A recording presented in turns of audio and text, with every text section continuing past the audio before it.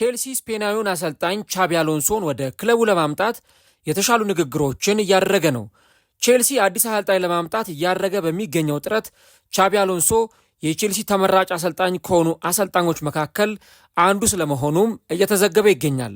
ከዚህም በተጨማሪ ግን ቼልሲ ሌላ አማራጭ እንደያዘም እየተዘገበ ነው። የቦርንመዙ አሰልጣኝ አንዶኒ ኢራዮላ በቼልሲ ከሚፈለጉ አሰልጣኞች መካከል አንደኛው ነው። ቼልሲ ታዲያ የትኛውን አሰልጣኝ ሊያስፈርም ይችላል? ቻቢ አሎንሶን ወይስ አንዶኒ ኢራዮላን? ይህ ጉዳይ በርካቶችን እያነጋገረ ይገኛል። የቼልሲን የአሰልጣኝነት ቅጥር ጉዳይ እስከ ቪዲዮ መጨረሻ ድረስ ከእኛ ጋር አብራችሁ ከቆያችሁ የምንነግራችሁ ይሆናል። ሰላም ጤና ይስጥልን። የተወደዳችሁና የተከበራችሁ ውድ ቻናላችን ተከታታዮች እንዴት ናችሁልን? እግዚአብሔር ይመስገን እኔ በጣም ደህና ነኝ። የምትገኙት አራዳ ሜዳ ኦፊሻል የዩቲዩብ ገጻችን ላይ ነው። ለቻናሉ አዲስ ከሆናችሁ የዩቲዩብ ገጹን ሰብስክራይብ በማድረግና የደውል ምልክቷን በመጫን የቻናላችን ቤተሰቦች እንድትሆኑ የአክብሮት ግብዣችን ነው። እንዲሁም ደግሞ ዩቲዩብ ፕሮግራሙን ለበርካታ ተመልካቾች እንዲያደርሰው የእናንተ በብዛት ላይክ ማድረግ እጅግ በጣም ይጠቅመናል። ስለዚህ ሁላችሁም ይህን ቪዲዮ ስትጀምሩ ላይክ እያደረጋችሁ እንድትጀምሩ በአክብሮት ጠይቃለሁ። የአራዳ ሜዳ ኮሜንታተር ተስፋ ወርቅ ሉል ሰገድ አብሬያችሁ ቆይታ አድርጋለሁ። ፈጣሪ ፈቅዶ ዛሬም ከእናንተ ጋር ተገናኘን። በመጀመሪያው ፕሮግራማችን ክፍል የቼልሲንና የቻቢ አሎንሶን እንዲሁም የአሰልጣኝ ቅጥርን ጉዳይ የምንመለከት ይሆናል ማለት ነው። እንግዲህ በዚህ ሰዓት በተለይም ደግሞ በቼልሲ በኩል እየተሰሙ ከሚገኙ መረጃዎች መካከል አንዱ ቼልሲ አዲስ አሰልጣኝ ለመቅጠር እንቅስቃሴ እያደረገ የመገኘቱን ጉዳይ ነው።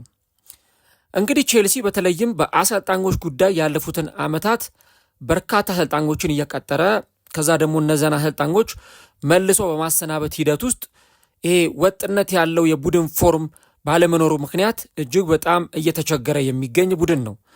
በተለይም ደግሞ ቶድ ቦሂ ክለቡን ከተረከቡበት ጊዜ በኋላ ልክ በሮማን አብራሞቪች ጊዜ እንደምናውቀው ሁሉ ቼልሲ አሰልጣኝ ይቀጥራል። ከዛ ደግሞ በጥቂት ወራት ወይም ደግሞ በዓመት ልዩነት ውስጥ ቼልሲ ወዲያው አሰልጣኝ ሲያሰናብት እንመለከታለን ማለት ነው። ያው የቅርብ ጊዜውን እንኳን ብናስታውስ የነ ግራሃም ፖተር፣ ሞሪሶ ፖቼቲኖ፣ ፍራንክ ላምፓርድ ድጋሚ ተመልሶ የመጣበትን ጊዜ እናስታውሳለን። ኤንዞ ማሬስካ፣ ሊያም ሮሲኒየር በቅርቡ የምናስታውሳቸው የቼልሲ አሰልጣኞች እንደሆኑ ሁላችንም እናውቃለን። ሊያም ሮሲኒየር ከቼልሲ በ4 ወር ጊዜ ውስጥ ከተሰናበተ በኋላ አሁን እንግዲህ ካሉም ማክፋርሌን ነው ቼልሲን በጊዜያዊ አሰልጣኝነት እየመራ የሚገኘው። ቼልሲ ያው የአውሮፓ መድረክ ተሳትፎን ለማግኘት በጣም የተቸገረ ቡድን መሆኑን በዚህ ዓመት እየተመለከት እንገኛለን። አሁን ቼልሲ 9ኛ ደረጃ ላይ ይገኛል። አሁን ባለው ሁኔታ ቶፕ 5 ገብቶ የአውሮፓ ቻምፒየንስ ሊግ የሚቀጥለው ዓመት ተሳትፎን የሚያገኝበት ምንም አይነት እድል የለም። ኢቨን እንደው ቼልሲ ከዚህ በኋላ በሚመጡት ጨዋታዎች ላይ አሸንፎ እንደው የዩሮፓ ሊግ መድረክ ላይ የሚያሳትፈውን ውጤት ያገኛሉ የሚለውን ጉዳይ እጅግ በጣም አጠራጣሪ ሆኗል። ስለዚህ ለቼልሲ ያለው አማራጭ የኤፍኤ ካፕን አሸንፎ የዩሮፓ ሊግ ቦታን ማግኘት አንዱ ለቼልሲ የተሻለው አማራጭ ሊሆን ይችላል ማለት ነው። ታዲያ በዚህ በቼልሲ የአሰልጣኝነት ቅጥር ውስጥ አሁን አንድ ስም ተደጋግሞ እየተነሳ ይገኛል። የቀድሞ የሊቨርፑል እንዲሁ ደግሞ የሪያል ማድሪድ የአማካይ መስመር ተጫዋች የነበረውና እንዲሁ ደግሞ ባየር ሌቨርኩሰንን ሪያል ማድሪድን በአሰልጣኝነት የመራው ቻቢ አሎንሶን ወደ ክለቡ ለማምጣት ከፍተኛ ስራ በቼልሲ በኩል እየተሰራ እንደሚገኝ እየወጡ ያሉ ሪፖርቶች ያሳያሉ። በተለይም የተሻሉ ንግግሮች የተደረጉ ነው። ቼልሲ አሰልጣኙን ወደ ክለቡ ለማምጣትና አዲሱ የክለቡ ማናጀር ወይም የክለቡ አሰልጣኝ ለማድረግ ከፍተኛ ስራዎች የተሰሩ እንደሚገኙ እየወጡ ያሉ ሪፖርቶች ያሳያሉ። ያው ቼልሲ እንግዲህ ሊያመጣ የሚችለው አሁን ባለው ሁኔታ ወጣት አሰልጣኞችን ነው። ከበርካታ ወጣት አሰልጣኞች ጋር የቼልሲ ስም ተያይዞ እየተነሳ ይገኛል እና አንዶኒ ኢራዮላ፣ ሴስክ ፋብሪሃስ፣ ቻቢ አሎንሶ ከመሳሰሉ አሰልጣኞች ጋር ነው የቼልሲ ስም ተያይዞ እየተነሳ የሚገኘው። ታዲያ የምዕራብ ለንደኑ ክለብ ይህ አሰልጣኝ ማለትም ደግሞ ቻቢ አሎንሶ ወደ ቼልሲ ቢመጣ ቼልሲን በጣም ማሻሻል ይችላል። ከወጣት ተጫዋቾች ጋር በደንብ መስራት ይችላል። እነዚህን ወጣት ተጫዋቾች የማሳደግ አቅም አለው። የመልበሻ ክፍሉን በደንብ ይቆጣጠራል። የቼልሲን የሜዳ ላይ እንቅስቃሴና ብቃት የሚያሻሽል አሰልጣኝ ይሆናል የሚል እምነት በቼልሲ አመራሮች በኩል እንደተጣለበት የሚወጡት መረጃዎች ያሳያሉ። በተለይም ደግሞ ዘ ጋርዲያን ይዞት የወጣውን አንድ ዘገባ ስንመለከት ቼልሲ እዚህ አሰልጣኝ ላይ ያለው ፍላጎት እጅግ በጣም ከፍተኛ መሆኑንና የጨዋታ ስታይሉን ወይም ደግሞ የአጫወት ስታይሉን የሚመርጠውን የአጫወት ሁኔታ እንደሚመርጡትና እንደሚፈልጉትም ጭምር ነው እየተነገረ የሚገኘው ማለት ነው። ያው ከተለያዩ አሰልጣኞች ጋር የቼልሲ ስም ተያይዞ እየተነሳ ነው ብለን ስንል የክሪስታል ፓላሱ አሰልጣኝ ኦሊቨር ግላስነር፣ የፍላሚንጎ አሰልጣኝ የነበረው በቼልሲ ተጫውቶ ያሳለፈው ፊሊፔ ሉዊዝ፣ የፉላው ማርኮ ሲልቫ፣ እነዚህ ሁሉ አሰልጣኞችም ከቼልሲ ጋር ስማቸው ተያይዞ ሊነሳ እንደሚችል እዚህ ውስጥ አብረን ማንሳት ይጠበቅብናል ማለት ነው። ያም ሆነ ግን አሁን በተለይ ይህንን አሰልጣኝ ለማምጣት ያለው ፍላጎት እጅግ በጣም እየጨመረ እንዳለ የሚወጡ ሪፖርቶች ያሳያሉ።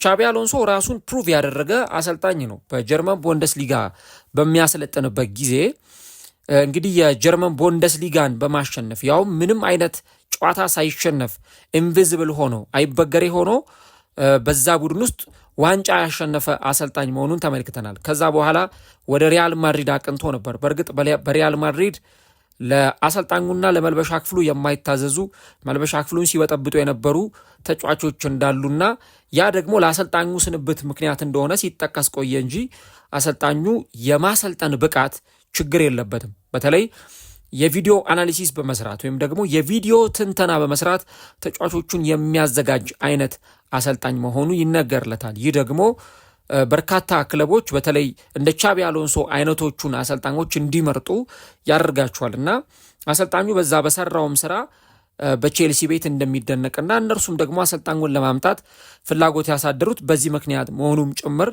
የሚወጡት መረጃዎች ያሳያሉ። ከዚህ በተጨማሪ ግን በተለይ ደግሞ አንዳንድ የመረጃ ምንጮች እንደሚናገሩት ከሆነ ከዚሁ የቻቢ አሎንሶ ቅጥር ጋር ተያይዞ አሰልጣኙ ከሊቨርፑል ጋር ስሙ ተያይዞም እየተነሳ መሆኑን በርካቶች ይናገራሉ። ያው እንደምታውቁት የአርነ ስሎት የሊቨርፑል ቆይታ እስካሁን ድረስ አልተረጋገጠም።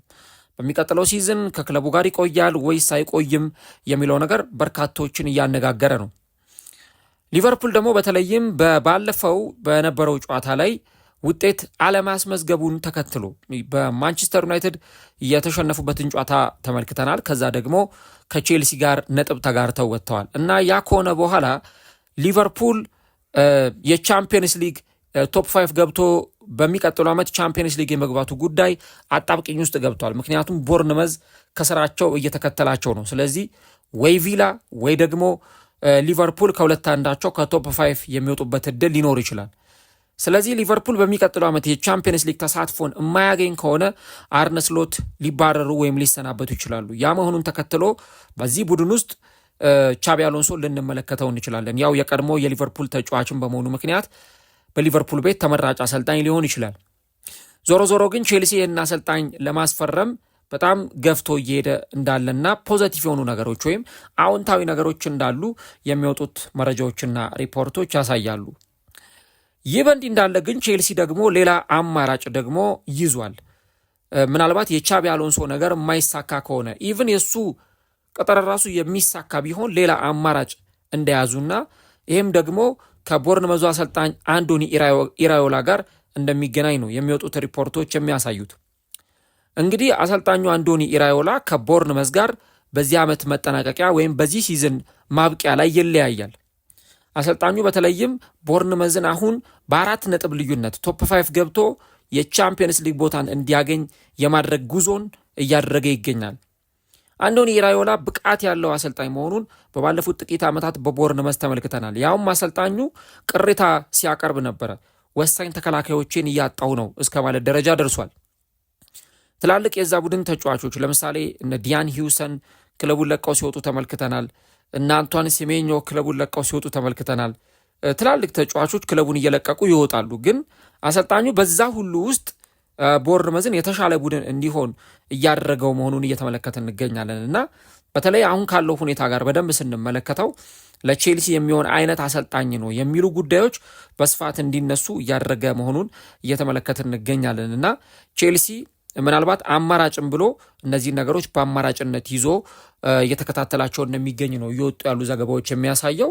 ያው ከወኪሎቻቸው ጋር ሊነጋገር እንደሚችል ይታወቃል። ከቻቢ አሎንሶ የሚሆን ከአንዶኒ ኢራዮላ ጋር የሚሆን ከወኪሎቻቸው ጋር ይነጋገራል። አሰልጣኝ ለማምጣት ያው ሲታሰብ አንዱና ትልቁ ነገር የጨዋታ ስታይሉ ምን ይመስላል? ከክለባችን ጋር ፊት ያደርጋል ወይ? ከክለባችን ተጫዋቾች ጋር የአሰልጣኙ አጨዋወት ይሄዳል ወይ? የአሰልጣኙ አምቢሽን ምንድን ነው? የደሞዝና የጥቅማ ጥቅም ጉዳይ፣ ቼልሲ ደግሞ ከአሰልጣኙ የሚፈልገው ነገር፣ ይሄ ሁሉ ነገር ይታያል። ይህ በእንዲህ እንዳለ ደግሞ አሁን ጊዜው የወጣት አሰልጣኞች ነው። ለወጣት አሰልጣኞች ጊዜ መስጠት አማራጭ የሌለው ጉዳይ ነው። በየክለቡ ብታዩ አሁን ልክ እንደ ሪያል ማድሪድ በቃ ግድ ካልሆነ በስተቀረ ይሄ በጣም በእድሜ የገፉ አሰልጣኞችን ብዙ ላትመለከቱ ትችላላችሁ። ለምሳሌ አሁን ፕሪሚየር ሊግ ውስጥ አርቴታን ብታዩ አርሰናልን ይዞ ሻምፒዮን ሊያደርገው 2 ጨዋታ ብቻ ነው የቀረው። ቻምፒየንስ ሊግ ፍጻሜ ደርሷል። ማይክል ካሪክ ማንቸስተር ዩናይትድን ወደ ቻምፒየንስ ሊግ እግር ኳስ መልሷል። ቪንሰንት ኮምፓኒ በባየር ሚኒክ ድንቅ ጊዜን እያሳለፈ ነው። ሴስክ ፋብሪሃስ ኮሞን ይዞ ጥሩ ስራን እየሰራ ነው እና እነዚህን ነገሮች ስትመለከቱ በተለይ የወጣት አሰልጣኞች በዚህ ሰዓት በጣም ጥሩ ስራ መስራት ሌሎቹንም ክለቦች የበለጠ እንዲነሳሱ እንደሚያደርጋቸው እየተመለከትን እንገኛለን እና እንግዲህ አሁን በቀጣይ ቼልሲ የትኛውን አሰልጣኝ ይቀጥራል የሚለው ነው በጣም ትልቁ ርዕሰ ጉዳይ የሚሆነው። አሁን የቼልሲ ትልቁ የቤት ስራ የሚሆነው ተጫዋች ከማስፈረምም በላይ ተጫዋችም ከመልቀቅም በላይ አሁን በቼልሲ ቤት ትልቁ የቤት ስራ አሰልጣኝ የማምጣት ነገር ነው የሚሆነው። ቢቻል የዓለም ዋንጫ ውድድር ከመጀመሩ በፊት ቼልሲ አሰልጣኝ መቅጠር አለበት። ምክንያቱም ተጫዋች ማስፈረምም የሚመጣው ቀጥሎ ነው። አሰልጣኙ የሚፈልጋቸውን ተጫዋቾች ማስፈረም ነው ቀጣይ ስቴፕ የሚሆነው። ዋናው ስራ ግን አሰልጣኝ ማምጣት ነው። ከዓለም ዋንጫው መጀመር በፊት ቼልሲ አሰልጣኝ ቢቀጥር አንደኛ ዓለም ዋንጫ ያልሄዱ ተጫዋቾችን ሰብስቦ ቢያንስ ትውውቅ ነገር ያደርጋል። ከዛ በኋላ ደግሞ እቅድ ያወጣል። የትኞቹን ተጫዋቾች ላስፈርም፣ የትኛውን ተጫዋች ወደ ቼልሲ እንዲመጣ ላድርግ የሚለውን ነገር በደንብ እንዲሰራበት እድል ይሰጠዋል። ግን ጊዜው እየገፋ በሄደ ቁጥር ቼልሲንም አጣብቂኝ ውስጥና የጊዜ ሩጫ ውስጥ እንዲገባ ስለሚያደርገው በጣም በተቻለ መጠን ይህንን የአሰልጣኝነት ቅጥር ጉዳይ እንደው በተቻለ ፍጥነት ቶሎ መጨረስ ነው የሚፈልጉት ቼልሲዎች ማለት ነው። ያንን ነገር ነው እንግዲህ የምንመለከተው። ለማንኛውም እንግዲህ ቼልሲ ይህንን የፊት መስመር ይህንን አሰልጣኝ ቻቢ አሎንሶን የመቅጠር ከፍተኛ እንቅስቃሴ እያደረገ ነው። ነገር ግን በአማራጭነት ደግሞ ሌላም አሰልጣኝ ተይዟል፣ አንዶኒ ኢራዮላ። እነዛን ነገሮች የተመለከትን እንገኛለን። ስለዚህ ጉዳይ ምን ሀሳብ አላችሁ? የትኛው አሰልጣኝ ቢመጣ በተለየ ጥያቄ ለቼልሲ ደጋፊዎቹ ነው። ቼልሲ የትኛውን አሰልጣኝ ይቅጠር? ቻቢ አሎንሶን ወይስ አንዶኒ ኢራዮላ ወይስ ምርጫችሁ ሌላ አሰልጣኝ ነው? ኮሜንት ላይ የገባችሁ ሀሳቦቻችሁን አስቀምጡልን። ቪዲዮን ከወደዳችሁት ለእኛ በጣም ይጠቅመናል። ላይክ ማድረጋችሁን አትርሱ። ቼልሲ እንግዲህ የሚያመጣውን አሰልጣኝ በቀጣዮቹ ጊዜያት ላይ የምንመለከት ይሆናል ማለት ነው።